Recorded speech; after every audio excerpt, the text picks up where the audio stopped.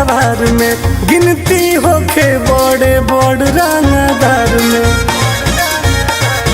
बस हम ही चाहतनी हो नाम होई राजा तोहर जिला जवार में गिनती होके बड़े बड़ रंगदार में बात मानी हमरो न चाली राजा जी भले बेच दी कनवा के बहल राजा जी जाके आजुएले हांगे दुनाली राजा जी भले बेच दी कनवा के बहल राजा जी जाके आजुएले हांगे दुनाली राजा जी ना जल्दी लेके आई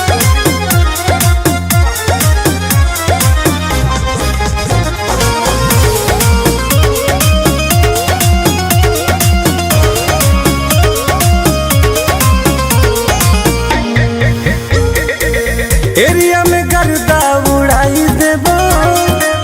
एक बेर जे राइफल उठाई लेबो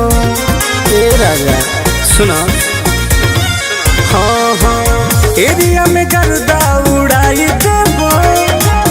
एक बार जे राइफल उठाई लेबो चर्चा में आ जाइबो हाली राजा जी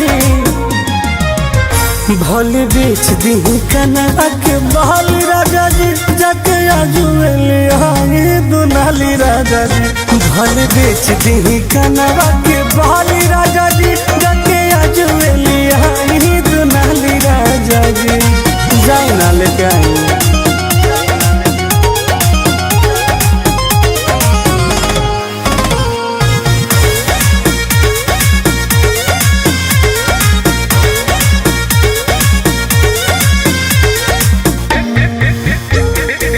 पेपर में फोटो रोजे आवे लागी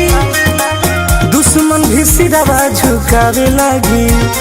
बात बुझी राजा जी हाँ हाँ पेपर में फोटो रोजे आवे लागी दुश्मन भी सिरवा झुकावे लागी टुनटुना 10 जज्बा वाली राजा जी